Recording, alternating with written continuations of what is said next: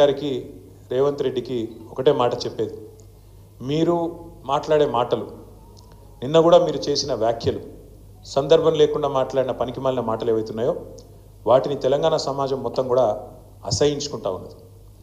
నోరు ఉంది కదా, నోరు ఉన్నది కాబట్టి ఏదో ఒకటి చేసి కేసీఆర్ గారిని దూషించడమే ఒక పనిగా పెట్టుకొని మీరు గత 9 నెలలు టైంపాస్ చేసుకుంటూ కాలం నెట్టుకొస్తున్న విషయాన్ని కూడా ప్రజలు గమనిస్తూ ఉన్నారు. చేతనైతే మీరు ఇచ్చిన వాగ్దానాలు అమలు చేయండి. 420 అడ్డగోలు హామీలు ఏదైతే ఇచ్చినారో అమలు చేయండి. చేతనైతే మేము ఇచ్చినట్టు కరెంటు సరిగ్గా అందించండి. చేతనైతే మేము చేసినట్టు వ్యవసాయ విస్తరణలో భాగంగా, వ్యవసాయ స్థిరీకరణలో భాగంగా రైతు బంధు ఇవ్వండి. కేసీఆర్ 10,000 ఇస్తున్నాడు, నేను 15,000 ఇస్తా అని డైలాగులు కొట్టడం కాదు, చేసి చూపెట్టండి. ఇంకా 14 రోజులు మిగిలింది. ఈ వానాకాలంలో 14 రోజులు మాత్రమే మిగిలింది ఈ పంటకి. మరి ఇప్పటికైనా చేతనైతే దమ్ముంటే రైతు భరోసా అయ్యి ఇచ్చిన మాట నిలుపుకో. 15,000 రూపాయల చొప్పున ప్రతి ఎకరానికి ఇస్తా అని చెప్పినావు, ఇచ్చి చూపెట్టు. చేతనైతే మా ఆడబిడ్డలకు ఇచ్చిన హామీ 2,500 రూపాయలు నెలకి ఇస్తానన్నావు, ఇచ్చి చూపెట్టు. చేతనైతే మా పెద్ద మనుషులకు హామీ ఇచ్చినావు, 2,000 పెన్షన్ కాదు 4,000 ఇస్తా. కేసీఆర్ అవ్వకో తాతకో ఇస్తున్నాడు, నేను ఇద్దరికి ఇస్తా. ప్రభుత్వ ఉద్యోగుల తల్లిదండ్రులకు కూడా ఇస్తా పెన్షన్ అని చెప్పినావు కదా, చేతనైతే చేసి చూపెట్టు. మా తమ్ముళ్ళు మా చెల్లెలు ఎదురు చూస్తూ ఉన్నారు.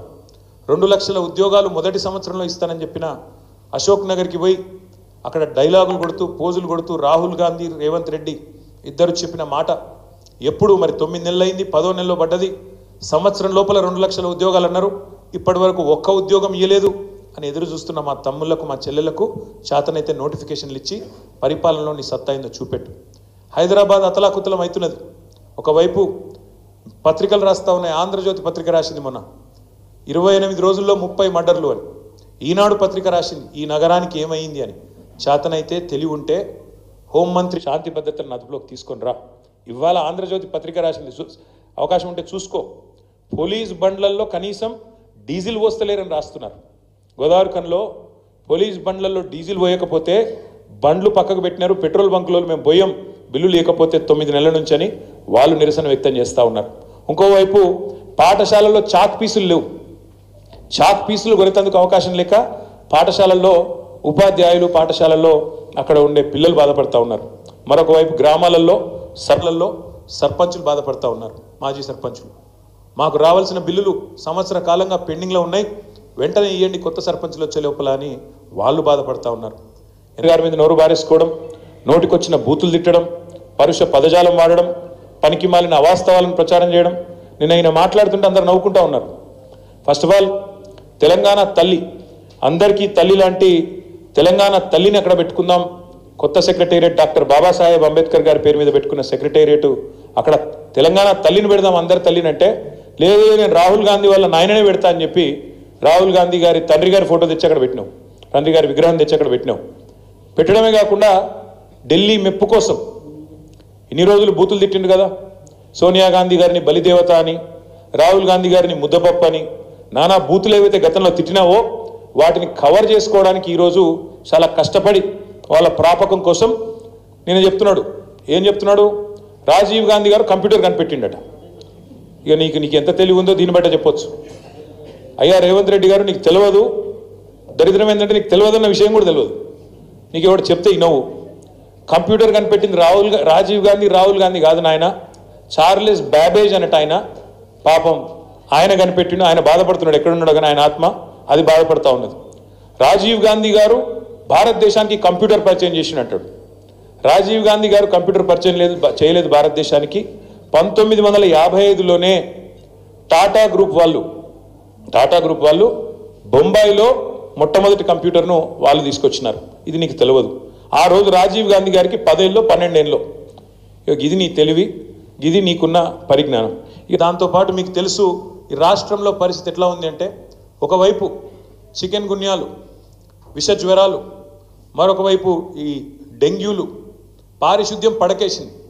పట్టణ ప్రగతి లేదు, పల్లె ప్రగతి లేదు, కనీసం పల్లెల్లో పిచికారి కొట్టించే పరిస్థితి లేదు నీ ప్రభుత్వానికి.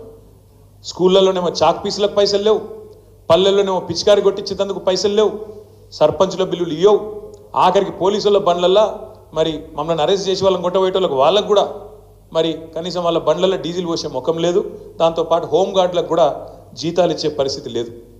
చెప్తూ పోతే ఒకటి రెండు కాదు, రాష్ట్రంలో ఒకవైపు హెల్త్ ఎమర్జెన్సీ పెట్టే పరిస్థితి ఉన్నది. అంత దారుణమైన పరిస్థితులు వాళ్ళ పిల్లలు ఎక్కడ చూసినా ప్రతి ఇంట్లో జ్వరాలతో అతలాకుతలం అవుతున్నారు. ఇవన్నీ ఒకవైపు ఉంటే పాలనను పక్కన పెట్టి కేవలం కేసీఆర్ను బీఆర్ఎస్ పార్టీని తెల్లారి లేస్తే తిట్టడమే ఒక పనిగా పెట్టుకొని ఒక పనికిమాలిన పాలన నడుపుతున్న రేవంత్ రెడ్డి గారికి ఇవాళ ప్రజాపాలనా దినోత్సవం జరుపుతా ఉన్నాడు. అందుకే ఇవన్నీ చెప్తా ఉన్నాడు. ఈ సెప్టెంబర్ 17ను ప్రజాపాలనా దినోత్సవం అంటున్నాడు. ఈ రాష్ట్రంలో ఇంతవరకు పాలన అనేదే లేదు, ఆలన లేదు, పాలన లేదు. గురుకులాల్లో పిల్లలు అవస్థలు పడతా ఉన్నారు విషాహారం తింటూ. గురుకులాల్లో పిల్లల మీద అఘాయిత్యాలు జరుగుతూ ఉన్నాయి. గురుకుల టీచర్లను 2500 మందిని తీసి పక్కన పెట్టేసినారు సడన్గా ఆకస్మికంగా. ఇట్లాంటి పరిస్థితి ఉంటే ప్రజాపాలన పేట డైవర్షన్ గేమ్లు ఆడుతున్న రేవంత్ రెడ్డి గారు పరిపాలన మీద దృష్టి పెట్టు, పరిపాలన చెయ్యి, ప్రజలకిచ్చిన హామీలు నెరవేర్చు. అందుకే ఇవాళ మేము మా పార్టీ తరఫున రాష్ట్ర ప్రభుత్వానికి ముఖ్యంగా ముఖ్యమంత్రి రేవంత్ రెడ్డికి చెప్పేది ఏమంటే ఇకనైనా ఈ 10వ నెల నుంచి అయినా పరిపాలన మీద దృష్టి పెట్టి ముందుకు పోండి. తప్పకుండా ప్రధాన ప్రతిపక్షంగా మేము ఎప్పటికప్పుడు ప్రజా సమస్యల్ని మీ దృష్టికి తీసుకొస్తూనే ఉంటాం, మిమ్మల్ని ఎండగడుతూనే ఉంటాం.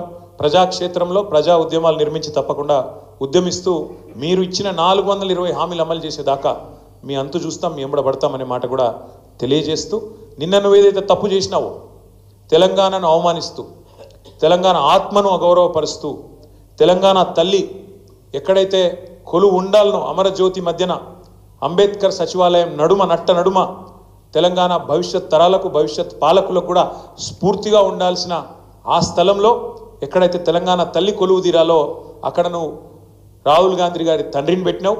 తప్పకుండా మళ్ళీ చెప్తా ఉన్నా, సకల మర్యాదలతో మేము మళ్ళీ ప్రభుత్వంలోకి వచ్చిన మరుక్షణమే సకల మర్యాదలతో ఆ విగ్రహాన్ని అక్కడి నుంచి తిరిగి నీ గాంధీ భవన్కు పంపిస్తాం. అంతగానం ప్రేమ ఉంటే జూబ్లీహిల్స్లో ఇంట్లో పెట్టుకో, లేదా ఇంకో కాడ పెట్టుకో, కానీ అక్కడ మాత్రం ఖచ్చితంగా తెలంగాణ తల్లి ఉంటుంది. ఇది జరిగి తీరుతుంది, రాసి పెట్టుకోమని చెప్పి కూడా ఈ నిమజ్జనం రోజు చెబుతూ, తప్పకుండా రాష్ట్రంలో గణేష్ పండుగ జరుపుకుంటున్న మా సోదరులకు సోదరిమణులకు ఈ వినాయక నిమజ్జనానికి సహకరిస్తున్న రాష్ట్ర ప్రభుత్వ యంత్రాంగానికి, మా తమ్ముళ్లకు మా చెల్లెలకు ఎవరైతే గణేష్ నిమజ్జనానికి ఘనంగా ఊరేగింపుగా గణపతి బప్ప మోరియా అంటూ ముందుకు పోతున్నారో వారందరికీ కూడా శుభాకాంక్షలు తెలియజేస్తూ, చివరగా ఈరోజు మా విద్యార్థి నాయకులను కూడా ఎక్కడికక్కడ అరెస్ట్ చేసినారు. ఏమన్నాం మేము? రేవంత్ రెడ్డి చేసిన తప్పుకి, రేవంత్ రెడ్డి చేసిన ద్రోహానికి ఎక్కడికక్కడ తెలంగాణ తల్లి విగ్రహానికి లేదా తెలంగాణ తల్లి పటానికి పాలాభిషేకం చేయమని చెప్పినాం. ఆ కార్యక్రమానికి పోతుంటే ఇలా ఉస్మానియాలో అరెస్టు, ఇలా రాష్ట్ర వ్యాప్తంగా మొత్తం అన్ని నియోజకవర్గాల్లో మా విద్యార్థి నాయకులను అరెస్ట్ చేస్తూ ఉన్నారు. పోలీసులు వెంటనే ఈ అత్యుత్సాహాన్ని మానుకొని వెంటనే వారందరినీ కూడా విడుదల చేయాలని చెప్పి శాంతియుతంగా ప్రజాస్వామ్య పద్ధతుల్లో నిరసన చెప్తున్న వాళ్ళ మీద ఈ రకమైన దాడి మంచిది కాదనే విషయాన్ని కూడా వారికి గుర్తు చేస్తూ ధన్యవాదాలు, నమస్కారం.